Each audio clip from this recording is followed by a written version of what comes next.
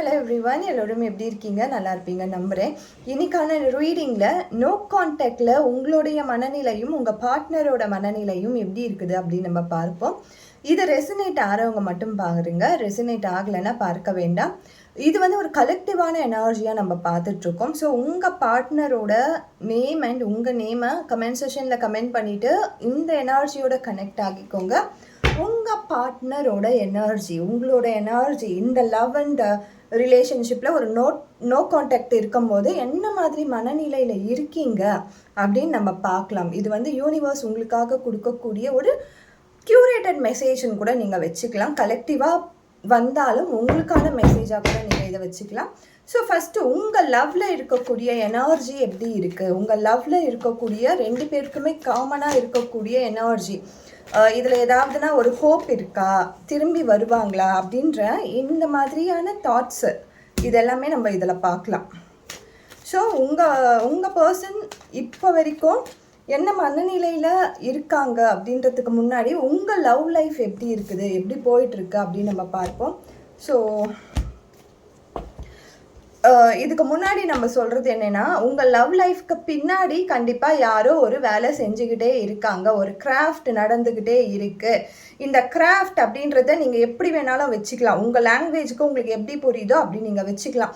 இது third person involvement இருக்கலாம், அல்லது உங்கள் பார்ட்னரே பார்த்தீங்கன்னா ஏதோ ஒரு விஷயத்த உங்களுக்கு தெரியாமல் பண்ணி இந்த காதல்லேருந்து விலகணும் அப்படின்னு நினைக்கலாம். உங்கள் பார்ட்னரே வேறு யார் கூடயோ சேர்ந்துக்கிட்டு உங்களுக்கு எதிராக ஏதோ ஒரு விஷயத்த செய்யலாம், அல்லது நீங்கள் வந்து ஏதோ ஒரு விஷயத்த தவறாக புரிஞ்சிட்ருக்கலாம். இந்த மாதிரி ஒரு விஷயங்கள் உங்களுக்கு பின்னாடி உங்களுக்கே புரியாத ஒரு விஷயங்கள் வந்து இப்போ உங்கள் காதல் வாழ்க்கையில் போயிட்டுருக்கு. உங்கள் காதல் வாழ்க்கை இப்போதைக்கு பார்த்தீங்கன்னா ஒரு இம்பேலன்ஸ்டோடு தான் இருக்குது, ஒரு இம்பேலன்ஸோடு தான் இருக்கே கண்டி இதில் பேலன்சிங் பண்ணுற மாதிரி எனர்ஜி இல்லை. ஸோ உங்கள் பார்ட்னர் பார்த்தீங்கன்னா ஒருத்தவங்க கூட பேசிகிட்டு இருக்காங்க, அல்லது நீங்கள் வேறு யார் கூடயே பேசிகிட்டு இருக்கீங்க. ஸோ இது வந்து எந்த மாதிரி ஸ்டேட் ஆஃப் லவ்வை காட்டுது அப்படின்னு நம்ம பார்த்தோன்னா, நிறைய வந்து டிஸ்கஷன்ஸ் அண்ட் குவாரிஸ் அண்ட் குவாரல்ஸை தான் காட்டுது. ஸோ நிறைய கேள்விகளும் உங்களுக்கு வருது, சண்டைகளும் போடுறீங்க, சண்டைக்குள்ளாகிட்டே இருக்குது உங்கள் லவ் எனர்ஜி. உங்கள் சண்டையிலேயே வந்து உங்களுடைய காதல் அப்படின்றது மிஸ் அண்டர்ஸ்டாண்டிங்லேயே போயிட்டுருக்கு. ஏன் இது மாதிரி நடக்குது அப்படின்னு சொல்லி நீங்கள் சஃபர் ஆகிட்டே இருக்கீங்க, கவலைப்பட்டுக்கிட்டே இருக்கீங்க. கவலையில் தான் உங்கள் லவ் அப்படின்றதே போயிட்டுருக்கு. ஒரு சுமூகமான ஒரு காதலே இல்லை. இது வந்து யார் மூலியமாக இருக்கக்கூடிய ஒரு எனர்ஜியாக கூட இருக்கலாம். தேர்ட் பர்சனோட எனர்ஜி ரொம்ப டீப்பராக இருக்குது. ஏன்னா இதில் பார்த்தீங்கன்னா உங்களுக்கே தெரியாத ஒரு தேர்ட் பர்சன் இதில் இருக்காங்க, உங்களுக்கே தெரியாத ஒருத்தவங்களுடைய இன்ஃப்ளூயன்ஸும் இருக்குது. ஸோ இதில் வந்து ரொம்ப நீங்கள் தான் சஃபர் ஆகிட்டுருக்கீங்க. உங்கள் லவ் எனர்ஜி இப்படி தான் இருந்துகிட்ருக்கு.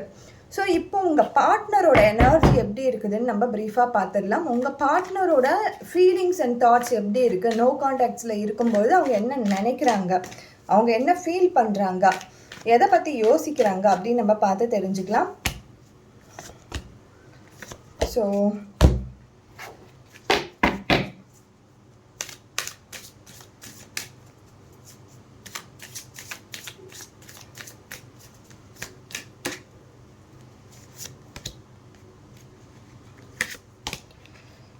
ஸோ உங்கள் பார்ட்னர் பார்த்தீங்கன்னா நிறைய பிரச்சனை. இந்த டவர் கார்டு என்ன பண்ணுது, பிரச்சனைகளை தான் கொடுக்குது. பிரச்சனைகளில் தான் உங்கள் பர்சனோட மனநிலையே இருக்குது. ஒரு தெளிவான மனநிலையில் இல்லை. ஃபஸ்ட்டு உங்கள் பார்ட்னரே தெளிவான மனநிலையில் இல்லை. இந்த லவ்வை பற்றி யோசிக்கும்போது எனக்கு வந்து டிக்னிட்டி முக்கியம், எனக்கு பணம் முக்கியம் அப்படின்ற அந்த எண்ணங்கள் இருந்துக்கிட்டே இருக்குது. குழப்பங்களே இருக்குது. ஒரு மாதிரி எப்படி சொல்கிறது, இந்த எனர்ஜி உங்கள் பார்ட்னரோட எனர்ஜியே பார்த்தீங்கன்னா ரொம்ப ரொம்ப ரொம்ப டம்மான ஒரு எனர்ஜியாக இருக்குது. ஏதோ ஒரு தவறான சூஸ் தான் பண்ணிகிட்டே இருக்காங்க. தவறான ஒரு செயற்கையாக இருக்கலாம், அதாவது கூட சேர்றவங்க தவறான ஒரு ஃப்ரெண்ட்ஷிப்பாக இருக்கலாம், தவறான ஒரு பர்சன் கூட பேசிகிட்டு இருக்கலாம். இந்த மாதிரி ஒரு மாதிரி வந்து இவங்க க்ரஷ்டு மூமெண்ட்டில் தான் இருக்காங்க. க்ரஷ்டு மூமெண்ட் அப்படின்னும்பொழுது ஒரு தெளிவற்ற ஒரு மூமெண்ட்டில் தான் இப்போ லைஃப் போயிட்டுருக்கு. ஸோ இது எல்லாமே நீங்கள் புரிஞ்சுக்கலாம், உங்கள் மனநிலை எப்படி கன்ஃபியூஷனில் இருக்குது அப்படின்றத. டெசிஷன்ஸே எடுக்க முடியல அவங்களுக்கு. ஆனால் அவங்க மனசில் வந்து பணம் வேணும், டிக்னிட்டி வேணும் அப்படின்னு தோணுது. பட் அவங்களுக்கு வந்து டெசிஷனே எடுக்க தெரியல. தப்பான முடிவுகள் தான் எடுத்துட்டு இருக்காங்க இப்போ வரைக்கும். உங்கள் பர்சன் வந்து தெளிவான மனநிலையிலேயே இல்லை. அந்த அன்மாஸ்கிங் த ட்ரூத் அப்படின்றத அவங்க உணரும் பொழுது தான் அந்த செல்ஃப் ரியலைசேஷன் நடக்கும். The I see only what the mind is prepare to know. அவங்க மைண்ட் எதை வந்து கண்டுபிடிக்குதுன்னா, எதை வந்து விரும்புதுன்னா, அவங்க எதை எதிர்பார்க்குறாங்களோ அந்த விஷயத்த மட்டும்தான் மைண்ட் வந்து ஏற்றுக்குது. உங்கள் மேலே தவறு இல்லைன்னா கூட அவங்க மைண்ட் வந்து இவங்க மேலே தவறு இருக்குது, எனக்கு காட்டு அப்படின்னு யூனிவர்ஸ் கிட்ட கேட்குறாங்க. அதை மட்டும்தான் யூனிவர்ஸ் உங்களுக்கு காட்டுது. உங்கள் மேலே இருக்க ஒரு ட்ரூவான ஒரு இமோஷன்ஸையோ ட்ரூவான விஷயங்களையோ அவங்க பார்க்க விரும்பவே இல்லை. ஸோ அதுலேயே தான் அவங்க அடிக்டடாக இருக்காங்க. அந்த அடிக்ஷன் அப்படின்ற விஷயம் வந்து ஒன்லி ட்ரக் அடிக்டோ அந்த மாதிரி விஷயங்கள்லாம் கிடையாது. இது வந்து ஒரு நெகட்டிவான ஒரு எனர்ஜி. இது ஒரு சப்போர்ட்டே இல்லாத ஒரு தெரப்பி தேடக்கூடிய எனர்ஜி. பட் இவங்க வந்து ஏற்றுக்கவே மாட்டேன்றாங்க. அவங்க வந்து என்ன நினைக்கிறாங்கன்னா, நான் வந்து ஒருத்தவங்க மேலே தப்புன்னு சொன்னேன்னா அது தப்பு தான், நான் பிடிச்ச முயலுக்கு 3 கால் தான், இது வந்து மாற்றவே முடியாது, இவங்க மேலே தான் தவறு இருக்குது அப்படின்ற அந்த ஒரு மனநிலைக்குள்ளே போயிட்டாங்க. இவங்க கிட்ட போய் நீங்கள் என்ன தான் நான் நல்லவங்கன்னு சொன்னாலும் இவங்க வந்து அதெல்லாம் வந்து நம்பவே மாட்டாங்க. ஸோ நீங்கள் என்ன பண்ணுங்க, ஃபஸ்ட்டு உங்களை வந்து நீங்கள் நான் வந்து நல்லவங்க, நான் வந்து பண்ணுறதெல்லாம் கரெக்டு அப்படின்ற உங்களை நீங்கள் வந்து போர்ட்ரேட் பண்ணிக்கிறத ஸ்டாப் பண்ணுங்கள் ஃபஸ்ட்டு. ஏன்னா இங்கே வந்து உங்கள் எனர்ஜி வந்து ரொம்ப டீப்பாக ஹர்ட் ஆகிடும்.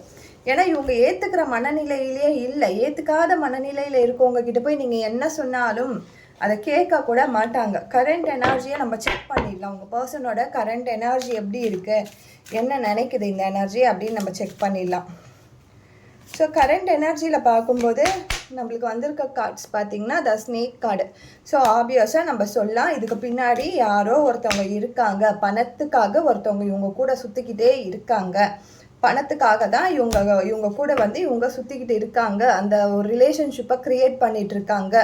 இவங்க வந்து எப்படி இருக்காங்கன்னா, லவ் அப்படின்ற ஒரு போர்வையை இவங்க கிட்ட வந்து காமிச்சிட்டு இருக்காங்க. ஆனால் இவங்க வந்து உங்கள் பர்சன் வந்து அவங்க சொல்கிறதெல்லாம் நம்பிட்டு இருக்காங்க. ஆக்சுவலாக இவங்க வந்து ஒன்லி மணிக்காக தான் வந்திருக்காங்க இவங்க கிட்ட.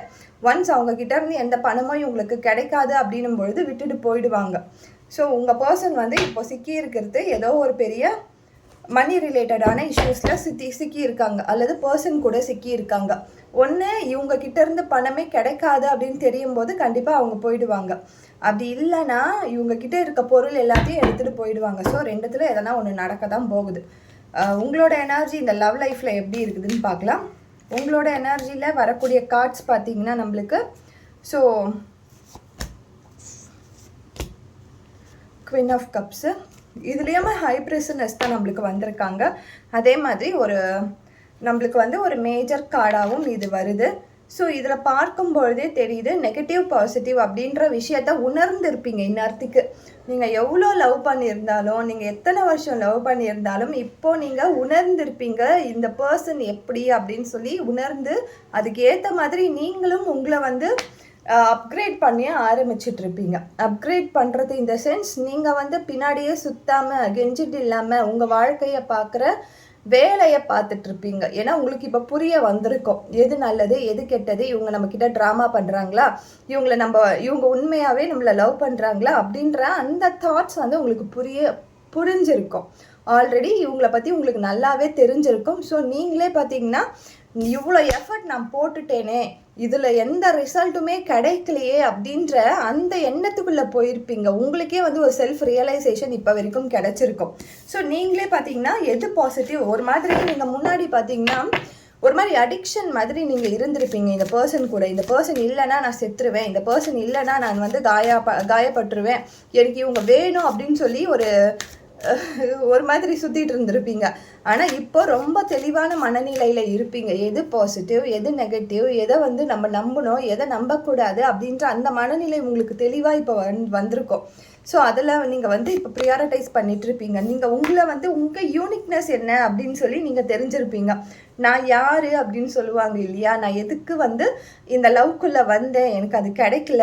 ஸோ நம்மளுக்கு கிடைக்காத ஒரு விஷயத்த நம்ம வந்து கான்சென்ட்ரேட் பண்ணுறதை விட நம்மளை ப்ரியாரிட்டைஸ் பண்ணிக்கலாம் அப்படின்ற அந்த மனநிலைக்குள்ளே போயிட்டுருப்பீங்க. உங்கள் லவ் லைஃப்பில் உங்களுக்கு காதல் இருந்துச்சு.